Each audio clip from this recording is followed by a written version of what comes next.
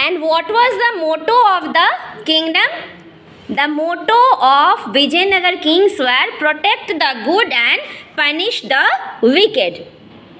अच्छाई को प्रोटेक्शन करो और पनिशमेंट किसको दो? बदमाश को. अब है society and culture. Society was mainly divided into how many groups?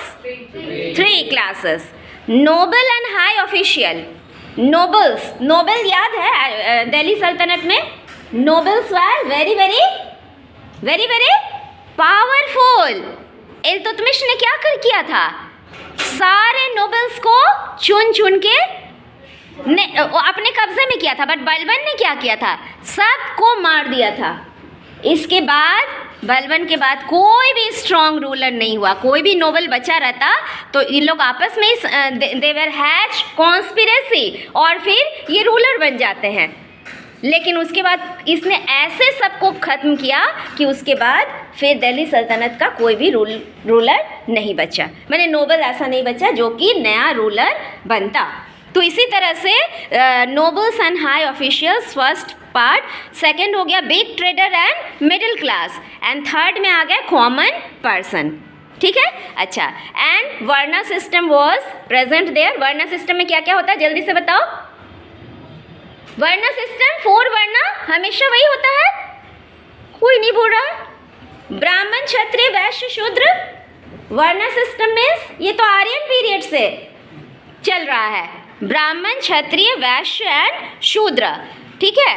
और ब्राह्मण्स एंजॉयड हर time every time Brahmans enjoyed respectable position and Sudras were the sufferer. They serve all the 3 classes. Kshatriya means they were warrior. Vaishya means they do trade. उधर मेरे class के हो? हाँ, कुछ सोच रहे हो? सोचने के लिए नहीं आए हो. अब दिमाग को काम में लगाओ. Then और क्या था सोसाइटी में? Polygamy was existed. Polygamy means practice of keeping more than one. yes Sweta, keeping more than one wife. और ये खराबी भी थी. सती सिस्टम भी था. सती system means after try to speak in English. After the death of the husband, wife was burned alive on the funeral pyre. चिता पे जिंदा जला दिया जाता था वाइफ को. हस्बैंड के साथ कहा जाता था कि मोक्ष की प्राप्ति होगी. ठीक है. तो और child marriage was also prevalent in the society. तो all the evils were existed in the society. There were devadasis in the temple for performing puja. Education was mainly imparted in temples and matha. मठ और टेम्पल में ही पढ़ाया जाता था. School अलग से नहीं होते थे. एंड मठ और टेम्पल को दान कुछ भी है तो उसको बनाने के लिए मेंटेनेंस के लिए या कुछ भी बुक्स कॉपी सब चीज़ के लिए कुछ किंग्स गेव दान टू प्रमोट एजुकेशन. किसको देते थे? टेम्पल्स एंड मठा को. और क्या? The women were respected in society. Evils तो थे but they were respected in society and they were educated and well versed in Sanskrit. Sanskrit बोलने में बहुत एक्सपर्ट थी. एजुकेटेड होती थी. And local languages. They were also given training in dance and music. और common people के एक ही वाइफ होते थे. बड़े बड़े लोग जैसे राजा पुराने ज़माने में कहानियों में नहीं देखते थे राजा की कई रानियाँ होती थी. That system was known as polygamy. And उसके बाद ये हो गया सोसाइटी के बारे में. सोसाइटी में हम लोग क्या देखेंगे? हमेशा कहीं किसी सोसाइटी के बारे में पूछा जाएगा सीधे आपको याद करना है ये सोसाइटी में क्या होते हैं? सोसाइटी में पीपल कितने क्लासेस में बटे हैं, कितने वर्णस है कि नहीं है, या फिर कंडीशन ऑफ वुमेन गुड है कि बैड है, इविल्स एग्जिस्टेड इन सोसाइटी है कि नहीं है. These things you have to keep it in your mind. Religion में क्या? सिर्फ धर्म से रिलेटेड बात सोचेंगे. इकोनॉमी में क्या? तो रुपए पैसे की बात सोचेंगे. रुपए पैसे की बात क्या है? कि ट्रेड होता था, कि एग्रीकल्चर होता था, क्या था सोर्स ऑफ इनकम. तो ये चीज़, तो वर्ड का मीनिंग समझिए और मीनिंग समझ के पढ़िए, तुरंत याद हो जाएगा. ठीक है. अब है आर्ट एंड आर्किटेक्चर. और कुछ बात छूट गई. एजुकेशन के बारे में तो बता दी. और सयाना, चलो अंडरलाइन करो. Sayana was a great scholar. Scholar मतलब लर्नेड पर्सन ऑफ संस्कृत. ये संस्कृत के बहुत बड़े विद्वान थे. Who wrote commentaries on Vedas. Mahanavami festival was celebrated with great joy and enthusiasm. एक फेस्टिवल का नाम जो कि बहुत खुशी से मनाया जाता था. Hindus dominated the population but people of other religion also live in peace and harmony. अब है art and architecture. Vijayanagar had many beautiful palaces, temples.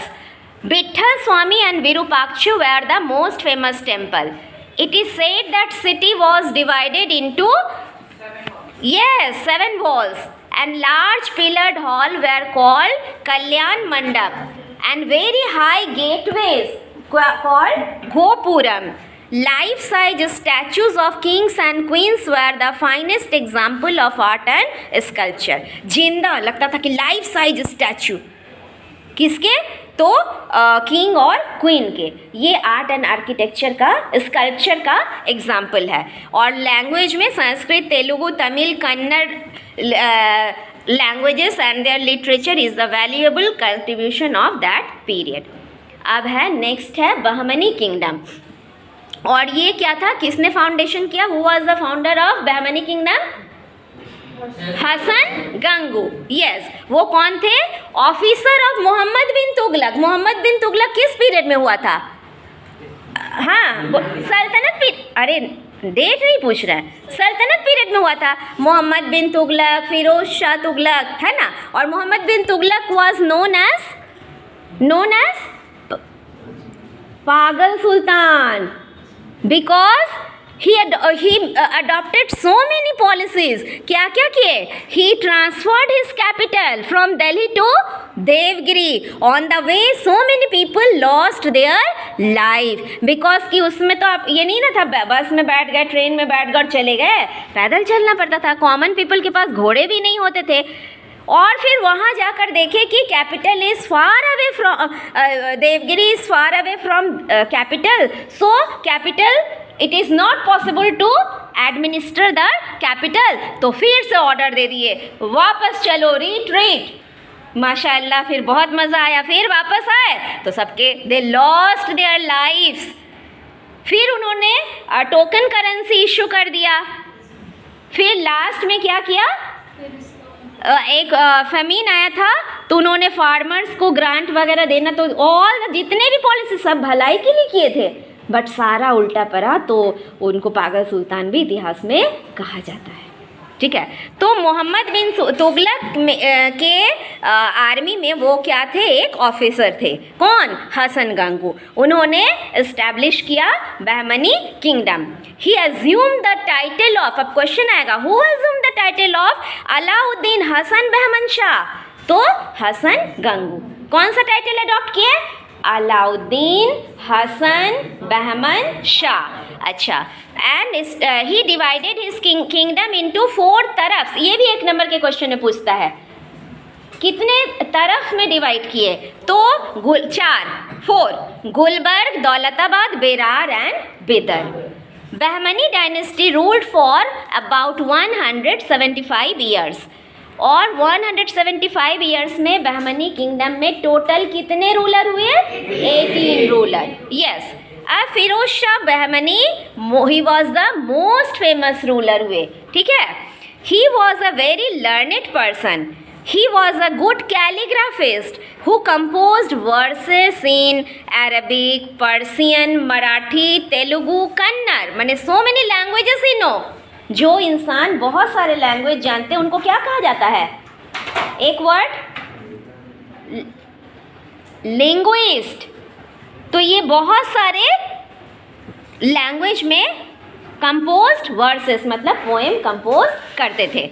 He wanted to make Deccan a cultural centre of India. Many learned men and scholars came there from different part of India and abroad. He built an observatory in Daulatabad. Observatory समझते हो आप लोग? यहाँ museum, ये वहाँ तारामंडल गए हो? उस टाइप का ही होता है जहाँ से कि हेवनली बॉडीज़ वगैरह जो बैठ करके हम लोग देखते। तो ऑब्जर्वेटोरी दौलताबाद में उन्होंने बिल्ड किया। ही इंडक्टेड हिंदूज।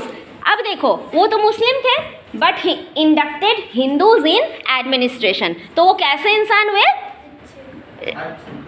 वर्ड का नाम बताओ। अच्छा बुरा का सर्टिफिकेट नहीं मांगी हूँ। Religious tolerant. शुरू दिन ही बोली थी श्वेता, शायद थी क्लास में, फर्स्ट डे नहीं थी। रिलीजियस टॉलरेंट, वो रिलीजियस टॉलरेंट थे, तभी वो दूसरे धर्म को रेस्पेक्ट दिए, दूसरे धर्म के लोगों को ऑनरेबल पोजीशन अपने रूल में दिए। He had to leave the throne to his brother Ahmad Shah, who transferred his capital from Gulbarg to Bidar. अब है फिर यहाँ इस पैरा से एक क्वेश्चन पूछेगा, किसके बारे में? महमूद गवन के बारे में। 5 पॉइंट लिख देना, 5 नंबर मिल जाएगा। क्या लिखना है? तो महमूद गवन was the prime minister but in reality he controlled the entire administration. Prime minister तो उस समय नहीं ना इंटायर एडमिनिस्ट्रेशन को कंट्रोल करता, कौन करता? किंग करता। बट प्राइम मिनिस्टर होते हुए भी यानी कि किंग में एडमिनिस्ट्रेटिव पावर की कमी थी, जो इसका प्राइम मिनिस्टर सारा काम संभालता था। समझ में आया? तो महमूद गवन में फर्स्ट पॉइंट क्या बोलना है कि he control the entire administration. Second point एकदम छोटे छोटे पॉइंट बना लो, झट याद होगा। He divided his kingdom in 8 provinces या तरफ। तरफ मीन्स क्या होता है? तरफ मीन्स प्रोविंस होती है। तरफ मीन्स प्रोविंस होती है। हम कर चुके। ये टोटल प्रेजेंट कितना है मैडम? हमारे में 15 है और तुम लोगों में 13। डी में 13, डी में 15 है, सी में 13 है, सी में 13, और इसमें 15 कीजिए। 15। ओवरऑल स्टूडेंट कितना है मैडम डी में? पूरा टोटल? पूरा 22 बच्चा आ जाना था। कि नहीं टोटल? 46। डी में? हाँ हाँ। और सी में? सी में कितने बच्चे? How many students are there in class 6? 49। कौन है class teacher? Amrita Sharma. So Mahmud Gawan का second point, he divided kingdom, तरफ और प्रोविंस और आज के डेट का स्टेट सब एक चीज़ है। मैं क्या बोली? आज के डेट का स्टेट, प्रोविंस उस ज़माने में, और ये उर्दू में तरफ। He divided his kingdom into 8 तरफ अंडर तरफदार्स। किसके अंडर में दे दिए? तरफदार। The salary and perks were fixed for each noble. Salary fix थी। Salaries were paid in cash और in the form of jagir. या तो कैश रुपया मिल जाता था या तो एक जागीर दे दी जाती थी। इस जागीर को संभालो, यहाँ की सारी जो रेवेन्यू आएंगे ये आपके हुए, वही आपकी सैलरी हुई। क्या जागीर? बड़ा बड़ा जागीर, इसको क्या समझाएं तुमको? नहीं समझ रहे हो? एक बहुत बड़ा सा हिस्सा समझ लो। जमीन नहीं, वहाँ पे हाँ जमीन में ही रहने वाले लोग, जो भी दुकान, जो भी कुछ है, सब कुछ, जो भी टैक्स आएंगे वहाँ रहने वालों के ऊपर से, वो सारी आमदनी, जो भी क्रॉप्स होगा वहाँ पर, सब चीज़ वो आपकी हुई। समझ में आया? ठीक है।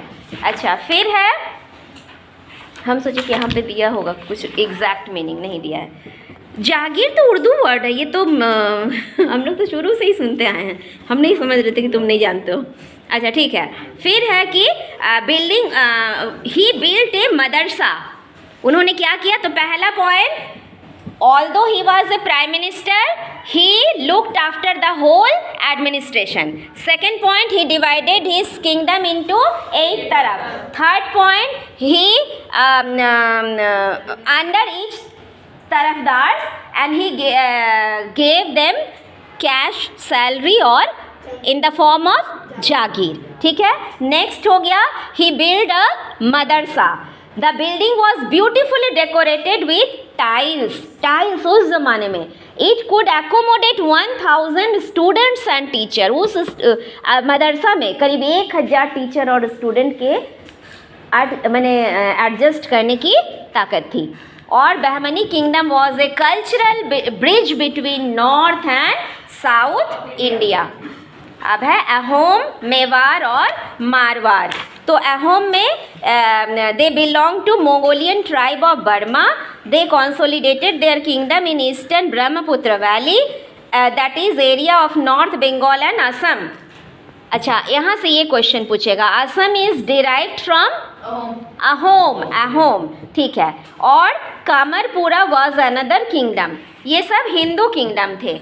और छोटा छोटा खाली हाईलाइट कर देते हैं. मेवाड़ का बताओ. Mewar who established? Rajput. Yes. And their capital was Chittor and came under the control of, लेकिन capital of Mewar came under the control of Alauddin Khilji. After his death, it again went back to the hand of Rajput because of the heroic effort of Rana Hamir. The most famous ruler of Mewar कौन थे? ये underline कर लो. राणा कुंभा. ठीक है. और राणा संग्राम सिंह, राणा महाराणा प्रताप, ये लोग famous ruler हुए. कौन कौन? संग्राम सिंह, महाराणा प्रताप, राणा कुंभा. और Rana Kumbha was a very brave general and out. यहाँ से इस पैरा से फिर एक क्वेश्चन पूछेगा. किसके बारे में? राणा कुंभा के अचीवमेंट के बारे में. तो ही हैड बिल्ड 32 फोर्ट्स. 32 किला बनाया. किला क्यों बनाया जाता है? Protection of the country. किलेबंदी. उस दुर्ग के अंदर से सोल्जर्स छुप के बाहर से अटैक करने वालों पर वार करते हैं. और दुर्ग की दीवार इतनी मजबूत होती है कि 50 बार तोप अगर वहाँ चलाओगे तो वो जगह टूटेगी नहीं. लेकिन कोई गद्दार ही बता देता था कि वो दीवार कमज़ोर है, वहाँ पे तोप चलाइए. तो उन लोग ठीक उसी दीवार पर जाकर अटैक करता था. बार बार करते करते वहाँ छेद हो जाती थी और लोग अंदर घुसने लगते थे. अगर भीतर के लोग कैपेबल नहीं तो बाहर के लोग उस पर कब्ज़ा कर लेते थे. और इतना राशन वगैरह रख देते थे स्टोर करके कि 6 महीना 7 महीना भी लड़ाई चले तो आराम से हम लोग खा पी सके. और अटैक कहाँ से होता था? जहाँ जिस रास्ते से लोग खाना लेकर आएंगे, जिस रास्ते से लोग आर्म्स एंड एम्यूनिशन लेकर आएंगे, उस रास्ते पर दुश्मनों की सेना इस दुर्ग वालों की सेना पर अटैक कर देते थे.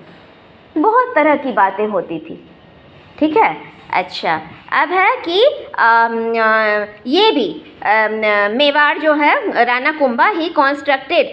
उन्होंने ये मैग्निफिसेंट कीर्ति स्तंभ बनाया to celebrate his victory over Malwa.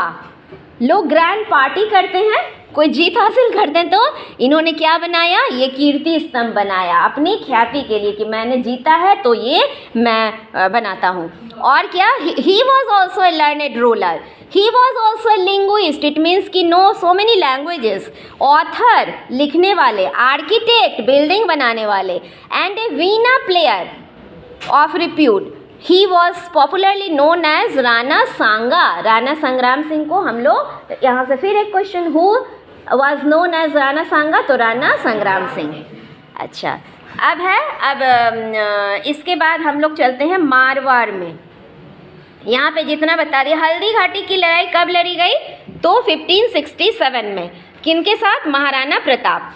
Akbar decided to teach. Maharana Pratap को Akbar Rajput rulers were wooed by the Mughals. Mewar alone held out. In 1567, Emperor Akbar decided to teach it a lesson.